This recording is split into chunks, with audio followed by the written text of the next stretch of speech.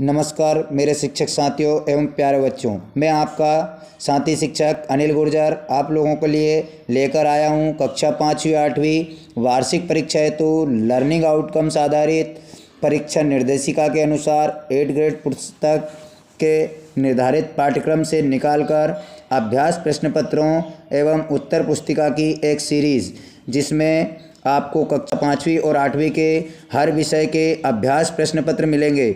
उन्हें प्राप्त करने के लिए आप चैनल को सब्सक्राइब कर लें ताकि मेरे द्वारा बनाए गए हर वीडियो का नोटिफिकेशन आप तक पहुंच सके।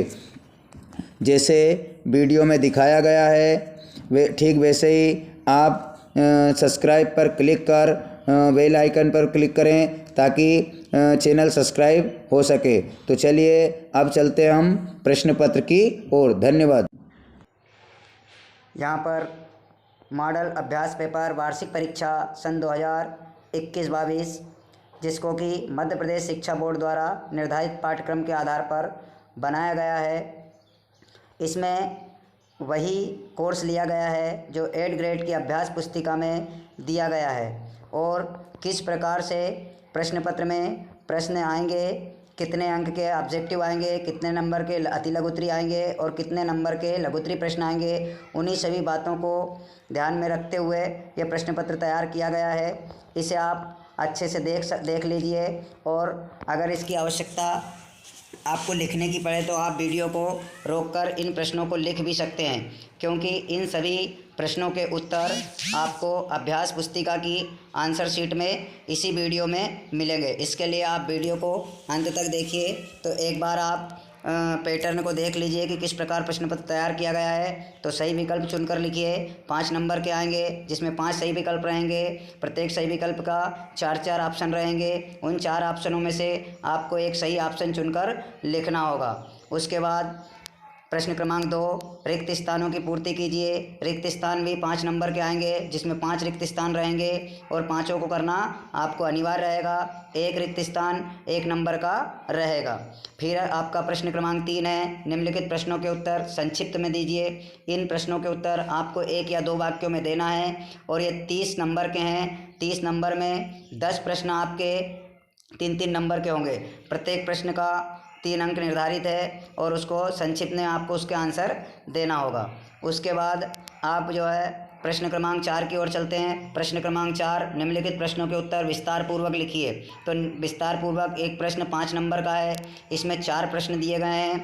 पहला प्रश्न टिप्पणी लिखिए। इसमें आपको अथवा मिलेंगे। प्रत्येक प्रश्न में 1-1 अथवा दिया गया है। यह टिप्पणी लिखिए पहला और उसका टिप्पणी लिखिए दूसरा। इसमें से आपको एक कोई सा भी करना रहेगा।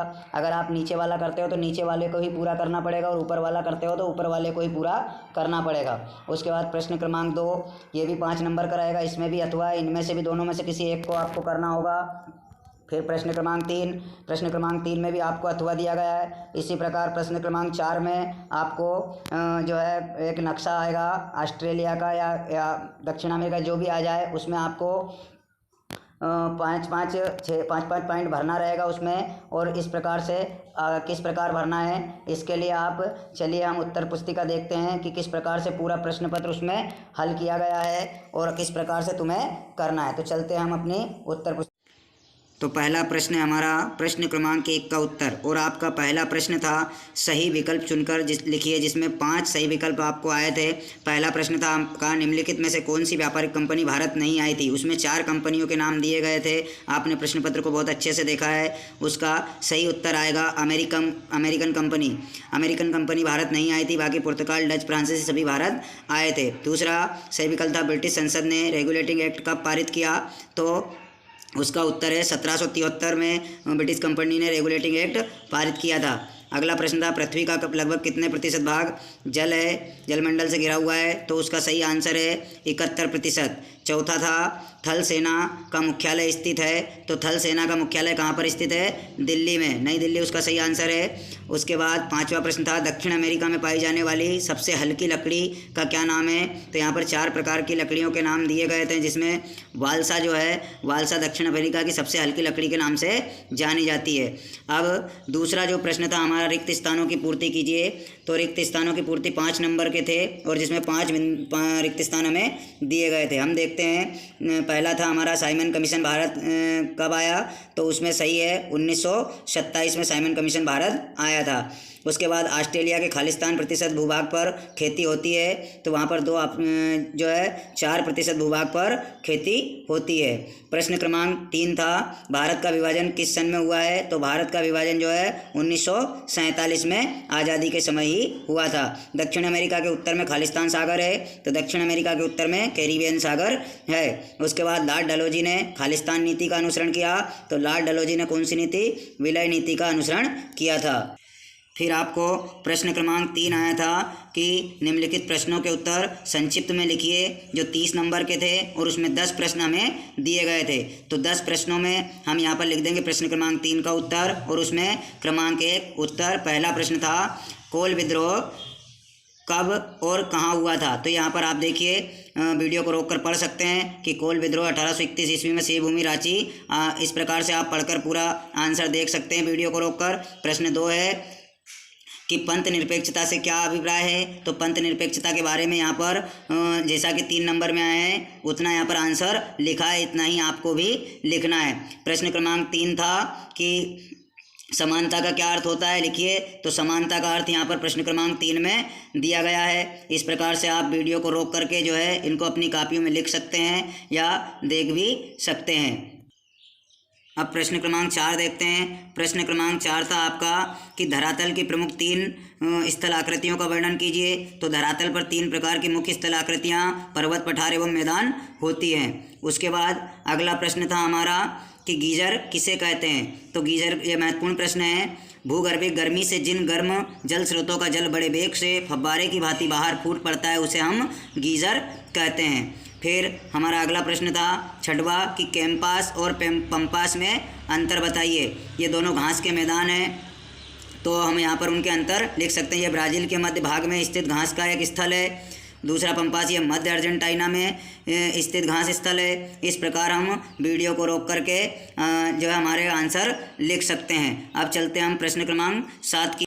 तो प्रश्न क्रमांक 7 है हमारा कि खिलाफत वलित पर्वत किसे कहते हैं। प्रश्न क्रमांक 7 है हमारा वलित पर्वत किसे कहते हैं, तो पृथ्वी की आंतरिक शक्तियों द्वारा विपरीत दिशाओं के दबाव से निर्मित पर्वत को वलित पर्वत कहते हैं। इसको आप वीडियो रोककर भी पढ़ सकते हैं। प्रश्न 8 था हमारा खिलाफत आंदोलन क्यों चलाया गया, तो खिलाफत आंदोलन के बारे में जो है बताया गया पूरा कि इसको क्यों चलाने की आवश्यकता पड़ी। उसके बाद में है गुट निरपेक्षता से क्या समझते हैं। प्रश्न क्रमांक 9 है हमारा गुट निरपेक्षता से आप क्या समझते हैं। मैत्रीपूर्ण सहयोग को संभव बनाने के लिए शक्तिशाली गुटों से दूर रहने की नीति को ही गुट निरपेक्षता कहते हैं। तो इसके बारे में हम गुट निरपेक्षता के बारे में बता सकते हैं। हमारा प्रश्न क्रमांक 10 है।